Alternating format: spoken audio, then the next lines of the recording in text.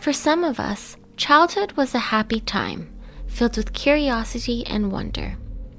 But for some, childhood was something stripped away too quickly to enjoy. The Land Before Time is a nostalgic flashback to the 80s, but it's easy to forget that under the mask of the cute voice behind Ducky lies the grisly past of Judith Barsi and her unfortunate demise.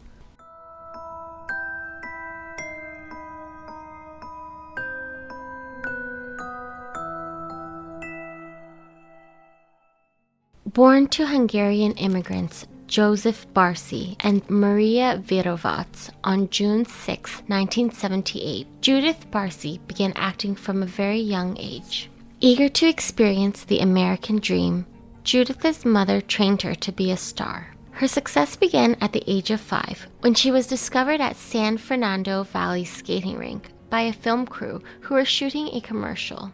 Mesmerized by the cute petite child, they knew she would be perfect for their commercials. Her first commercial was for Donald Duck orange juice, and after just one meeting, she was signed with Harry Gold and Associates Talent Agency. Her success in 72 commercials eventually landed her larger roles in TV shows, such as The Twilight Zone and Growing Pains, and movies. Her best-known roles were Ducky in The Land Before Time and Anne Marie in All Dogs Go to Heaven. Her small stature and her baby face allowed her to be cast in younger roles, especially so directors wouldn't need to deal with younger actors, who would be easily distracted. Judith was known to be excellent at following directions and a pleasure to work with. According to agent Ruth Hansen, when she was 10, she was still playing 7, 8. With her quick success, she made upwards of $100,000 a year. Eventually, the family was able to buy a modest 3-bedroom home in the West Hills, a suburb of LA. Little did the public know, Barsi's role in Fatal Vision as an abused child closely shadowed her own life. Despite her success, there was darkness looming over in the Barsi household. Joseph was distressed from his unemployment and inability to find work, so he turned to alcohol. According to his friends, he was prone to angry outbursts when drunk, threatening men he suspected snickering at him. He was what friend Peter Kivlin considered a show-off. Joseph claimed to have served time in New York for killing a man, yet there were no police records of his arrest. In fact, he had only been arrested 3 times for DUIs. The drinking outside was brought back to the home, and so were the violent outbursts. He was jealous of his daughter's quick success and his employment situation, but also felt a deal of possessiveness over her. According to Sandra Palmer, a Los Angeles police detective, she was their main source of income and considered Judith his little girl.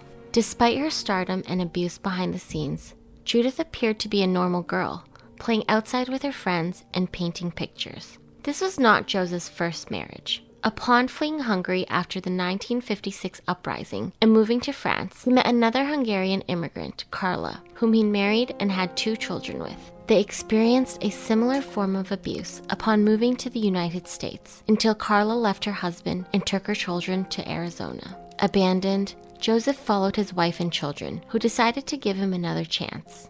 However, this chance was broken when he threw a cast iron pan at Carla's face in another fit of drunken rage. They filed for divorce shortly after.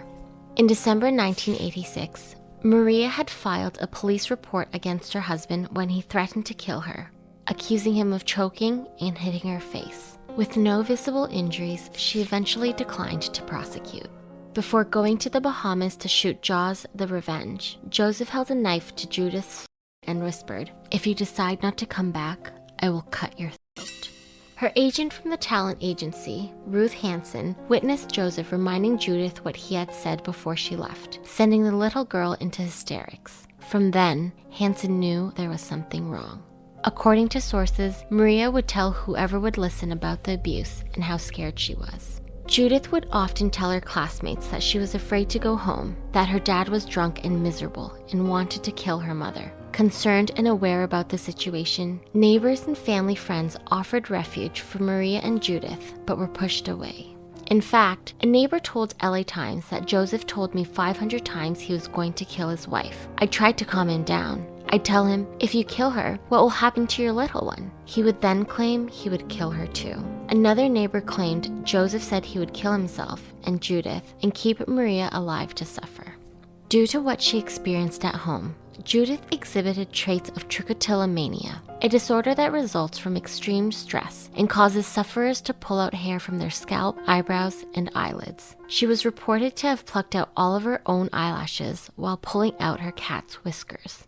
In May 1988, Judith's agent Ruth Hansen noticed she was crying before an audition, stating that she couldn't take it. Troubled by the situation, Hansen informed Maria that she should take Judith to see a child psychologist. The therapist described Judith's situation as extreme verbal, mental, and emotional problems, and that she needed to report it to the Los Angeles County Department of Children's Services.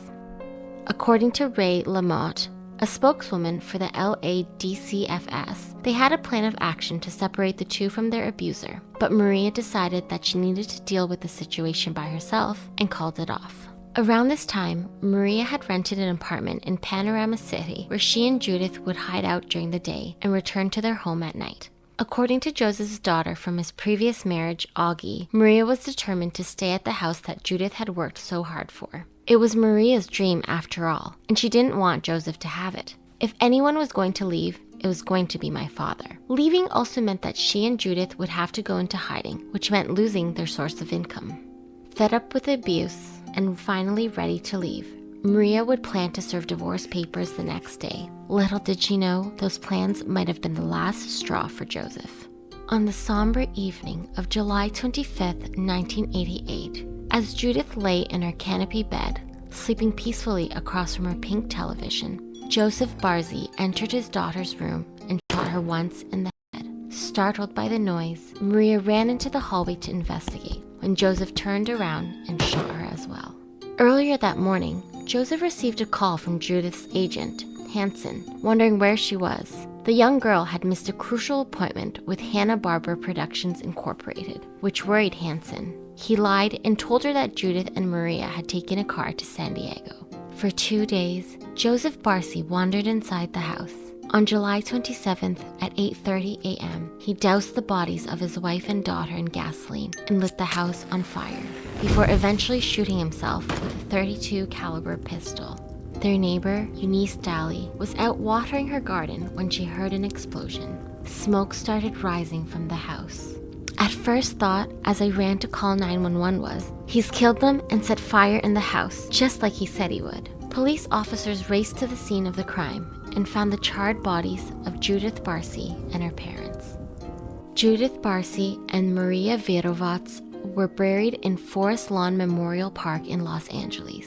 Until 2004, Judith's grave remained unmarked. Now, engraved on her tombstone, is her iconic line as Ducky from The Land Before Time. Yep, yep, yep. Forever reminding us of the child star who continues to bring smiles to faces worldwide. How could a father kill his own family? According to family friend Elizabeth Linden, he felt that Maria was abandoning him just as his first wife did, and he couldn't take the pain of rejection.